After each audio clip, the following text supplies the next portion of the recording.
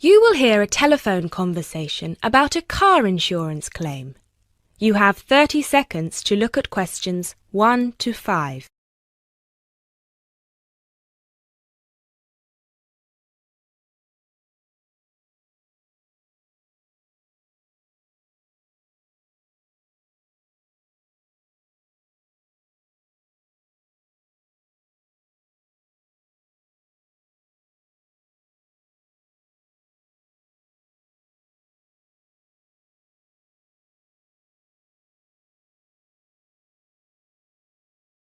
Good afternoon. Watto Insurance. This is Janet speaking. How may I help you? Yes, hello. I would like to make a claim on my car insurance, please. Certainly, sir. First of all, I'd like to inform you that all of our calls are recorded for monitoring and training purposes. Is that okay? That's okay. Could you please tell me your full name? Sure, it's Mr. Bennett Fisher. Okay, sorry, how do you spell your surname? It's spelled Fischer. Great, thank you. I see that you have taken out a third-party fire and theft premium with us on a 2013 light blue Volkswagen Passat. Is that okay? Yes, well, almost. The colour is not light blue, it's light green. Okay, thank you for updating your information with us. What is the nature of your claim with us today? Last weekend, I had driven up to York on business and left my car in a monitored car park. However, it was only monitored until 8 p.m, and I did not return to collect it until 9:30 p.m, after which no car park staff were present. When I arrived at the car park, my car wasn't there. It must have been stolen. I see. Were there any valuable items left in your car which could have been seen from outside? Well, I had recently bought quite an expensive radio for my car, but the front panel is detachable, and I always stow it in my glove compartment. So, no, there wouldn't have been anything valuable on display. Okay, Mr. Fisher. Thank you for that information. I'm going to send you some forms through the mail for you to fill in. Before I can do that, I need to ask you a couple more questions. Is that okay? Of course.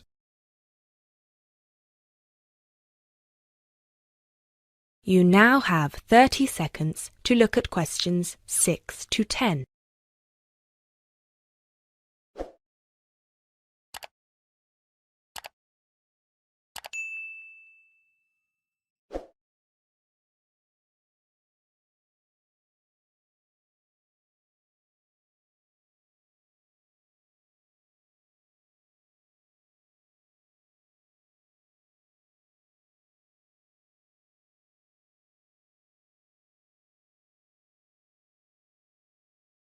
Thanks, Mr. Fisher.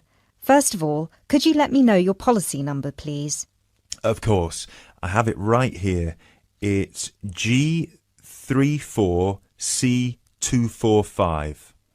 G34C245. Thanks. And the type of claim?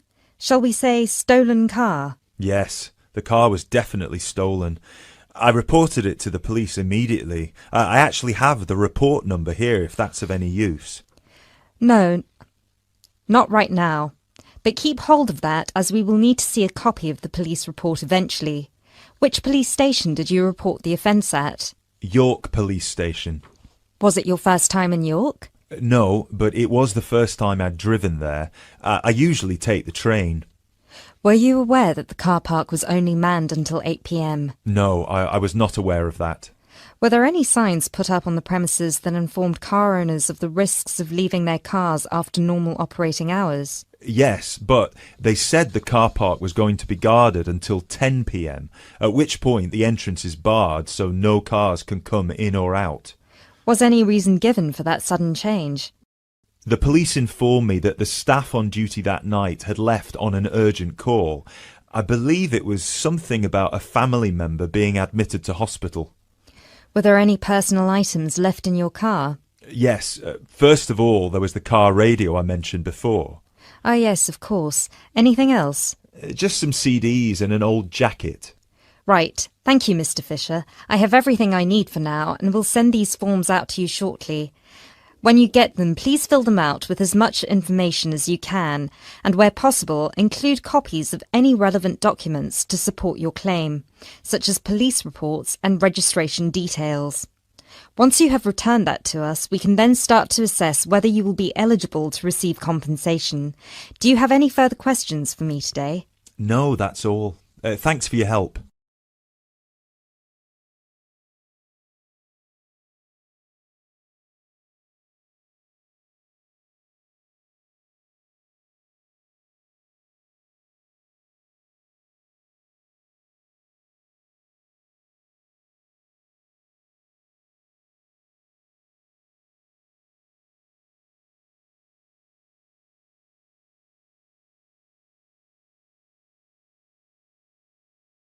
Now turn to Section 2.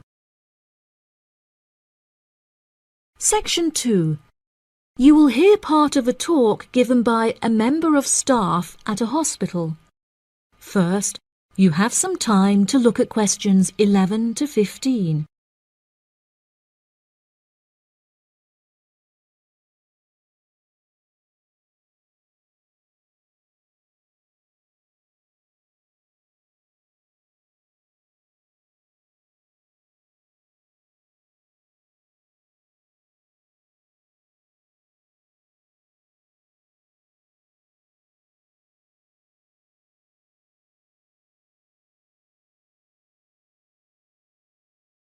Now listen carefully and answer questions 11 to 15. Hello, and welcome to the homepage for the Healthy Hearing Medical Clinic and Surgery, where we'd like to share a little more information about the services we provide and more. Our hospital is one of the leading specialised hospitals in the United Kingdom, attracting the very best healthcare professionals from around the globe. Not only are we a leading medical practice, but we are also the only hospital in the United Kingdom dedicated entirely to the treatment of and research into the curing of hearing loss. Our facilities and staff here are renowned across Europe, attracting thousands of patients a year. Our consultations can number anything up to 11,000 patients a year. However, we aim to treat around 5,000 patients a year so as to maintain and ensure the quality of our services. Our patients are guaranteed the highest standard of care, as well as the use of our first-class facilities. All patients requiring overnight treatment are provided with their own private room with ensuite facilities, as well as a state-of-the-art entertainment centre, which includes a flat-screen LCD television and PlayStation. Appointments with our healthcare professionals can be made at any time during the week, with female doctors available between 8 a.m. and 11 a.m. If you need to see a doctor outside of these times, please visit the Out of Hours page of our website for more information. Our doctors are all trained to an exceptionally high standard and practice a vast array of specialities. Mr. Roberts is a fully qualified ear and throat specialist. Mr. Edwards is a pediatric hearing specialist, while Mr. Green specializes in reversing hearing loss.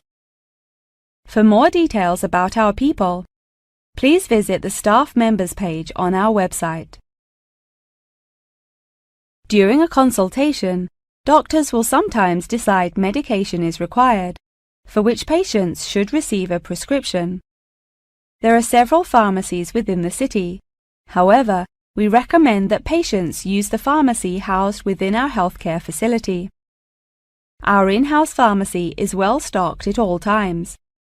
Our products are competitively priced, and our pharmacists are on hand to help and advise from 8 a.m. until 10 p.m. from Monday to Saturday, and from 9 a.m. until 12 p.m. on Sundays. If you require any help outside of these hours, please see our Out of Hours page on the website. Since the Healthy Hearing Medical Clinic and Surgery also functions as a teaching hospital, we aim to provide our students with every opportunity to expose themselves to medicine in practice. Therefore, we would like to encourage our patients to give their consent for a medical student to attend their consultations. If our patients are not comfortable with this, there will be a form at reception where patients will be able to opt out. Before you hear the rest of the talk, you have some time to look at questions 16 to 20.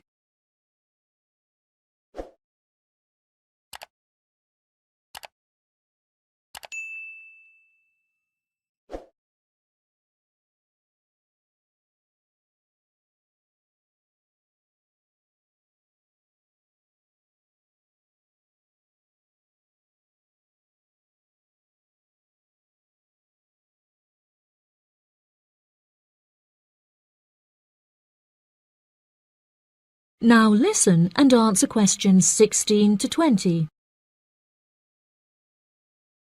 Now, please look at the map I've given you of the Healthy Hearing Medical Clinic and Surgery. For those not familiar with our practice, reception can be found through the main door at the end of the corridor. If your consultation is booked with Mr. Green, you need to go through the main door and turn right by the nurse's desk, and his office is at the end of the corridor on your left-hand side. If you need to alter any of your personal details, please visit our secretary at the Office for Medical Records, which you will find next to the therapy room. If you're awaiting surgery, please first check in with reception before taking the first door on the right after you enter the clinic. Finally, in the event that you feel disappointed with any of the services we have provided, or have any further questions, please locate our manager's office, which can be found near the Office for Medical Records and between two closets. If you have any more questions about the Healthy Hearing Medical Clinic and Surgery, please do not hesitate to contact us on 01 256 111 111. That is the end of section 2. You now have half a minute to check your answers.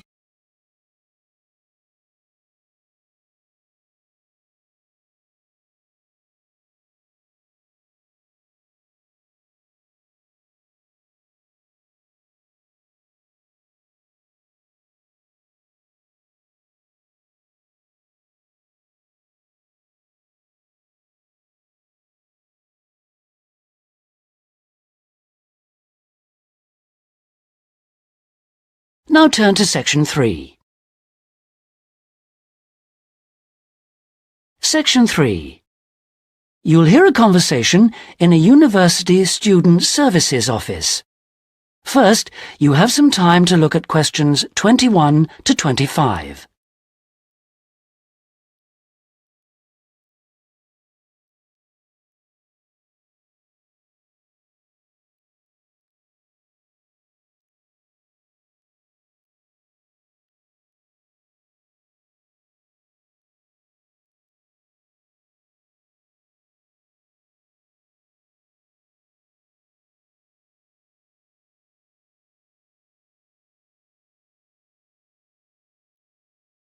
Now listen carefully and answer questions 21 to 25.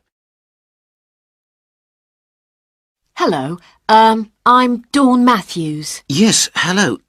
I've been referred to you because I'm inquiring about the refresher courses that you run. I'd like to find out a bit more about them. OK. Well, we run quite a few different short courses for students who are either returning to study or studying part-time. Tell me about your situation.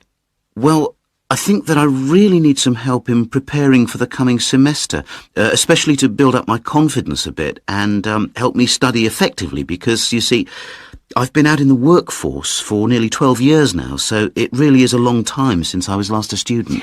Yes, it can seem like a long time, can't it? Well, let me start by telling you what courses we have that might suit you. Are you an undergraduate or a postgraduate, arts or sciences? Undergraduate, and I'm in the business faculty. Right then. Well, first of all, there's our intensive Study for Success seminar on the 1st and 2nd of February. It's aimed at students like you who are uncertain about what to expect at college and looks at a fairly wide range of approaches to university learning to motivate you to begin your study and build on your own learning strategies. That sounds good. What are some of the strategies that are presented? Well, we try to cover all aspects of study. Some of the strategies in writing, for example, would be improving your planning for writing, organising your thinking, and building some techniques to help you write more clearly. With reading, there'll be sessions aimed at getting into the habit of analysing material as you read it, and tips to help you record and remember what you've read. It really is very important to begin reading confidently right from the beginning. There's also advice on how to get the most from your lectures and practice in giving confident presentations, as well as how to prepare for exams. What about the motivational side of things? Well, there's a range of motivational exercises that we do to help the students feel positive and enthusiastic about their study. The process of learning and exploring a subject can lead to a whole new way of looking at the world, and the study skills and techniques that you build up can be applied in all sorts of different ways. Before you hear the rest of the conversation, you have some time to look at questions 26 to 30.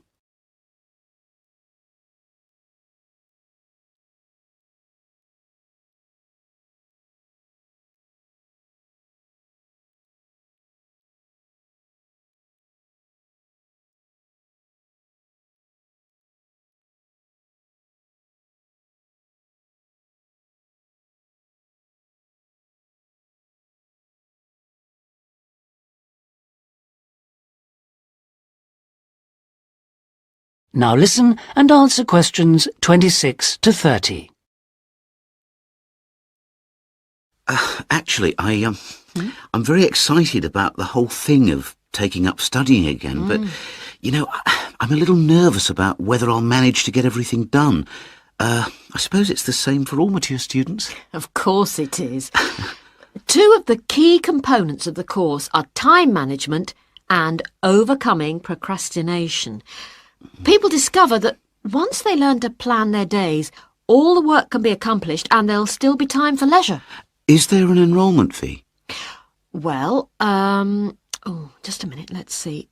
The cost is £30, which includes all course materials and morning tea. You have to arrange your own lunch. Well, that wouldn't be a problem. I already make sandwiches for my 3 kids and my wife and myself every day. I won't have to change my routine. No. Now, I need to tell you that this is a very popular course and it's essential that you book well ahead of time. In fact, the course convener tells me that there are only 5 places left. What other course might be good for me? There is one other that you could benefit from. It's simply called Learning Skills for University Study and is on 3 consecutive mornings, starting on a Monday from 9 to 12, and costs £25. This is aimed at upgrading the study skills most school leavers have and help them cope with the increased demands of university study. It focuses mainly on making students more responsible for their own success. What sort of things are covered in this course? Well, basically, it's more advanced thinking, note-taking, reading and writing strategies, but also some input about stress management. I think I'd be better off starting from the basics and looking at all the strategies, don't you? Yes, from what you've told me, I think that's more in line with your situation. All right then. Can I book a place on the Study for Success seminar course now? Yes. Let me just get out a registration form and take down your details. That is the end of section 3. You now have half a minute to check your answers.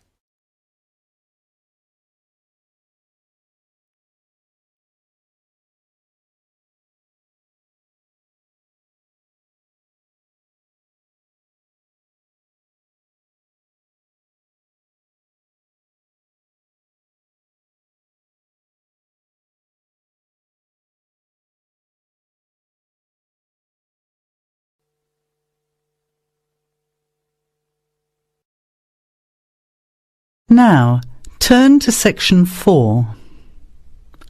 Section 4. You will hear a talk given by Dr. Miranda James. First, you have some time to look at questions 31 to 35.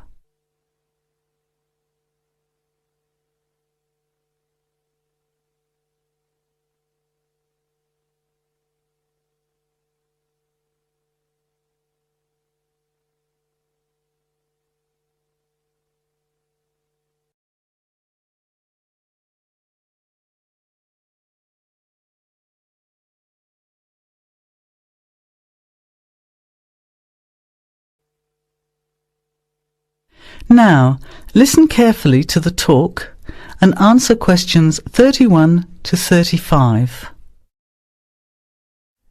Good afternoon, everybody, and welcome to the first in a series of talks we have arranged for the Overseas Students Association this semester. Dr. James has very kindly agreed to speak to us today on the topic of public speaking, and judging from the large numbers of you here, it's clearly a subject of great interest and relevance. Dr. James. Hello. It's good to see so many of you here, and hopefully what I'm going to tell you will be useful to you both here at the university and in your future employment. Many people avoid speaking publicly, by which I mean in front of, say, 10 or more people. Not because they lack the ability, but mainly because they lack confidence, which is really only due to lack of practice. Today, as a consequence of the influence of television, audiences expect speakers to be relatively brief and to the point, in addition to being well informed and interesting or entertaining. Probably the most important part of public speaking is what you do beforehand, by which I mean preparation. This includes practical details, such as knowing precisely what your topic is and exactly how long you are expected to talk for. You should also plan the content thoroughly. A good strategy is to write out the content as you intend to say it, and then make brief notes, preferably on small cards, which you use to talk from. This way you sound more natural. You incorporate pauses while you look at your notes, and you can then look at your audience while you are speaking. Never read your speech without looking at the audience. Eye contact is a very important part of communicating with an audience. So deliberately move your head and look around at your audience. Pauses are important, as most people, when they are nervous, tend to rush through their speech. Now you have some time to look at questions 36 to 40.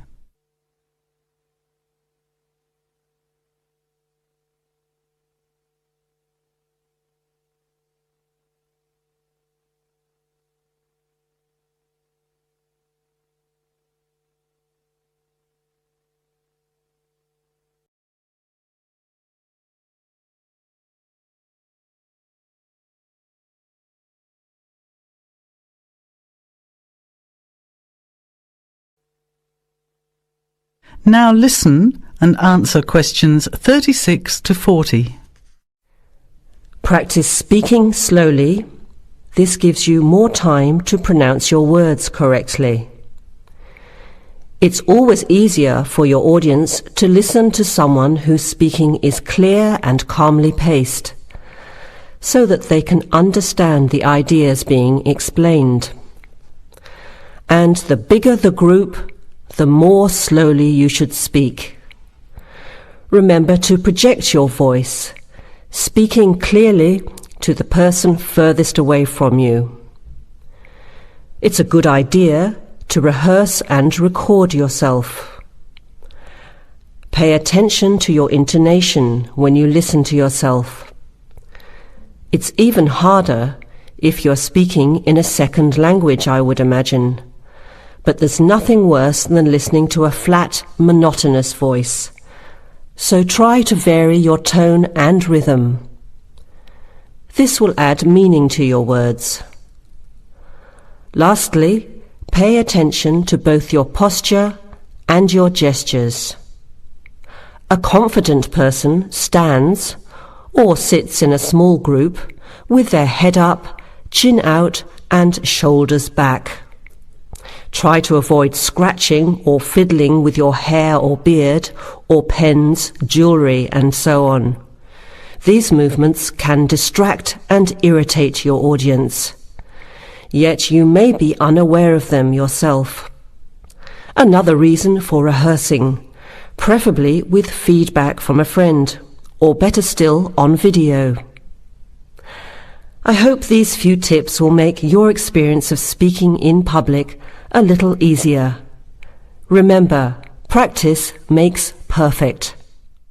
That is the end of section 4. You now have half a minute to check your answers.